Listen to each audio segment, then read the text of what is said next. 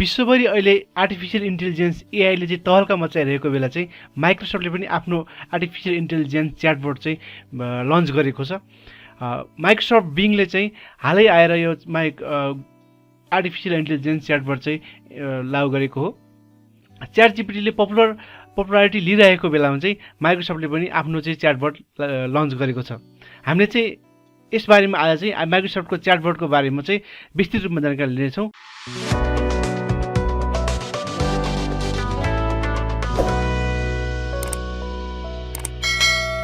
र आउन स्वागत छ तपाईहरुलाई यो नयाँ भिडियो श्रृङ्खलामा।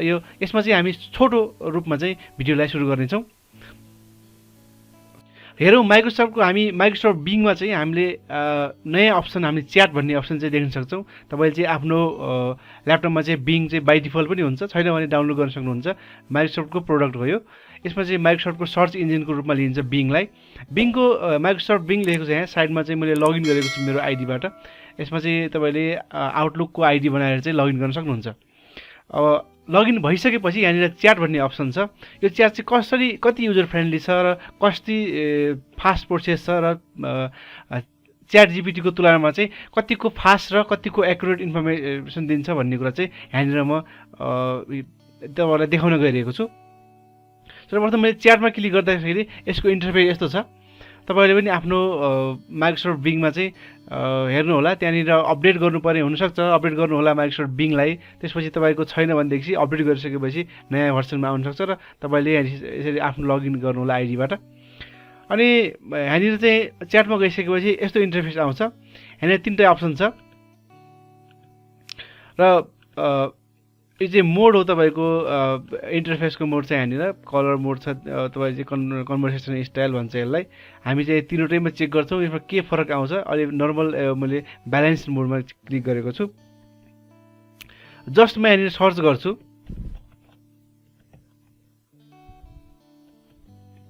व्हाट इज कम्प्युटर भनेर मैले सर्च गरेँ। अब यसको च्याट जीपीटीको तुलनामा मैले अलिकति स्लो पाएको छु। यसमा च्याट जीपीटीमा चाहिँ अलिकति एक्सेस चाहिँ अलिकति फास्ट छ। त्यो कारणले गर्दाखेरि यहाँनिर चाहिँ अलिकति स्लो आएको छ। र यसले चाहिँ के गरेको छ भने च्याट जीपीटीले चाहिँ रेफरेन्स लिङ्क दिँदैन। यहाँनिर चाहिँ हामी चाहिँ रेफरेन्स लिङ्क हेर्न सक्छौँ। यसले चाहिँ डाटा चाहिँ कहाँबाट तान्यो भन्ने विषयमा चाहिँ हो यो। हामी चाहिँ अब विस्तृत रूपमा चाहिँ यसमा यो अब यहाँनिर वेबसाइट दिएको छ। यसमा क्लिक गरेर चाहिँ हामीले यसको फर्दर इन्फर्मेसन चाहिँ लिन सक्छौँ।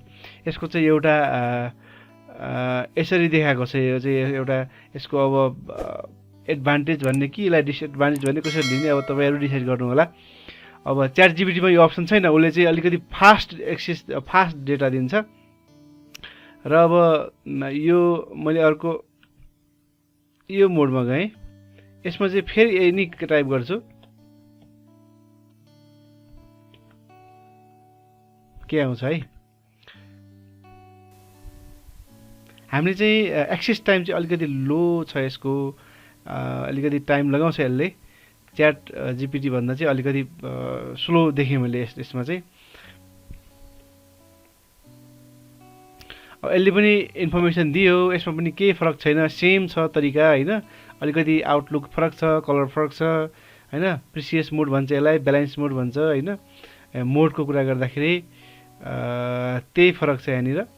अब तपाईहरुले चाहिँ आफ्नो चाहिँ बिङ चाहिँ सर्च इन्जिन चाहिँ अपडेट गर्नुपर्ने हुनसक्छ। म एउटा अर्को एउटा सर्च गर्छु।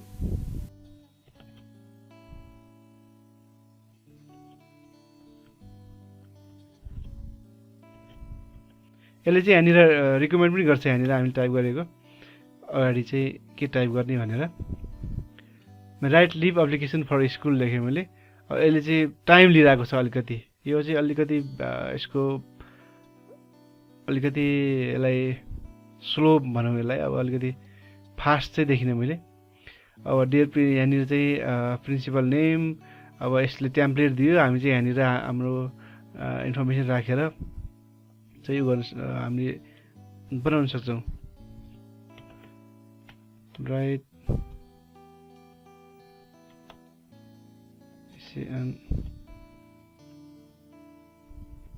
नेचुरल डिजास्टर ल। अब नेपाली सपोर्ट गर्छ गर्दैन म नेपालीमा टाइप गर्छु नेपाली ल्याङ्ग्वेज सपोर्ट गर्छ कि गर्दैन है हामी हेरौँ disaster in I'm sorry I'm not able to write essay in Nepali. However, I can provide you some information on natural disaster in Nepali that you could use to write your own essay भने यसले अब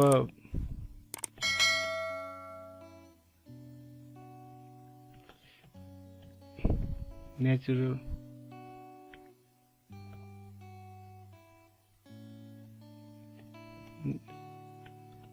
हिन्दी देख्यो भने हिन्दीमा हेरौँ के छ है यसको हिन्दीमा चाहिँ आउँछ कि आउँदैन I am sorry I am not able to say in Hindi language do you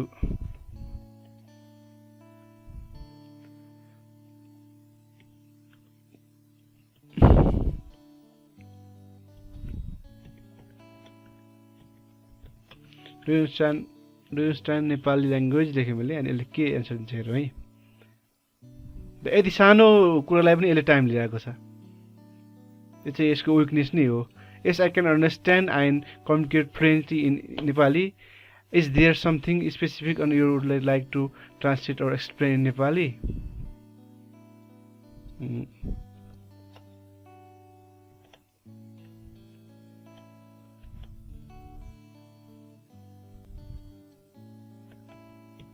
picnic in ल म यसलाई नेपालीमा के भन्छ भने टाइप गर्छु हेरौँ यो वर्ड चाहिँ दिन्छ कि दिँदैन है search for what you call picnic in Nepali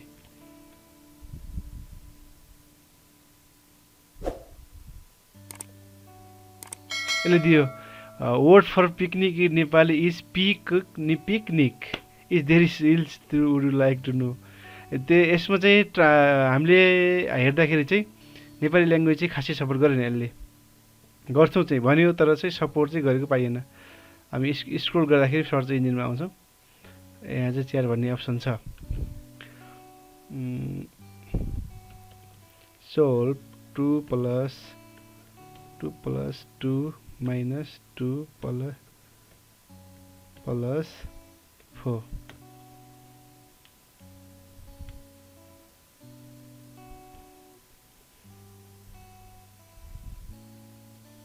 solution express file did anything यसलाई सोल्भ गरेर चाहिँ देखाइदियो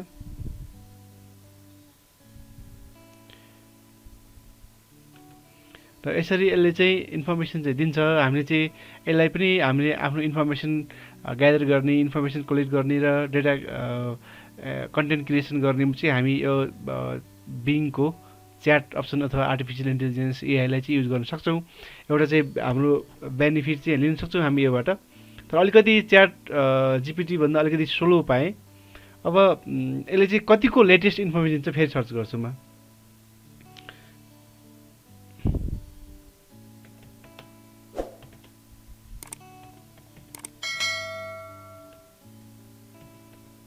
नेपालको हानु prime minister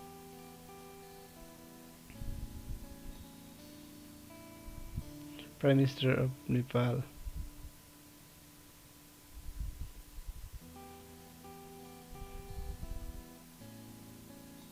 It's December 25, 2020. The Prime Minister of Pushpakamal Dahal is the anything else would you like to know? यसले latest data दिन्छ chat जीपीटीले चाहिँ chat GPT चाहिँ latest data दिएको मैले देखिनँ मैले एक्ज्याक्ट डेट बिर्सेँ हैन तर यसले चाहिँ लेटेस्ट डेटा दिँदो रहेछ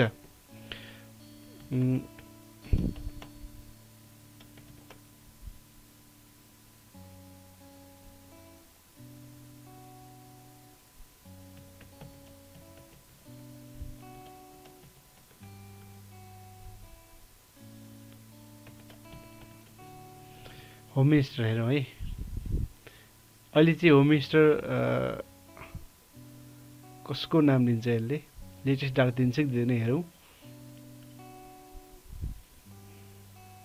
होम मिनिस्टर अफ नेपाल चाहिँ लेखिरहेको छ पुष्पकमल दादा हेज यसले लेटेस्ट डेटा दिन्छ यसले लेटेस्ट डेटा चाहिँ दिन्छ त्यो कारणले गर्दाखेरि अलिकति स्लो भएको हो कि भन्ने छ। अब यहाँनिर चाहिँ यसले यहाँनिर रेफरेन्स लिङ्क दियो, यसले चाहिँ डेटा तान्छ। कहाँबाट डेटा तान्छ? धेरैवटा साइटहरूको चाहिँ रेफरेन्स लिएर चाहिँ साइटहरूबाट चाहिँ डेटा तान्दो रहेछ यसले। अब हामीले चाहिँ च्याट जिपिटीको चाहिँ कुराहरूलाई लिएर हाम्रो ब्लगमा चाहिँ कन्टेन्ट लेख्न सक्थ्यौँ, अनि कन्टेन्टहरू बनाएर आफ्नो चाहिँ ब्लगमा चाहिँ डेटाहरू राख्न सक्थ्यौँ। त्यसले चाहिँ कपिराइट खासै दिन्नथ्यो। भनेदेखि चाहिँ हामीले यो बिङको च्याटबाट राखेको डेटालाई चाहिँ कपिराइट दिन सक्छ। किन भन्दाखेरि यसले चाहिँ पहिलेको अरू वेबसाइटहरूबाट चाहिँ डेटा तानेर हामीलाई चाहिँ प्रेजेन्ट गर्दो रहेछ। र यो बारेमा थप जान्न मन लाग्यो भने हामीले चाहिँ रेफरेन्स दिएको यहाँनिर लिङ्कहरूमा चाहिँ क्लिक गरेर जान सक्छौँ। र तपाईँलाई भिडियो कस्तो लाग्यो? माइक्रोसफ्ट बिङको एआई बारेमा चाहिँ च्याटबटको बारेमा तपाईँहरूले थाहा पाउनु भएको थियो कि थिएन? थाहा पाउनु भएको थियो भने चाहिँ राम्रो कुरा भइहाल्यो। थाहा पाउनु भएको थिएन भने पनि यो भिडियोले कतिको तपाईँलाई सपोर्ट गर्यो मलाई कमेन्ट गर्नुहोला। भिडियो राम्रो लाग्यो भने चाहिँ लाइक गरिदिनु होला र मेरो च्यानललाई सब्सक्राइब गर्नु चाहिँ नबिर्सिनु होला। Thank you.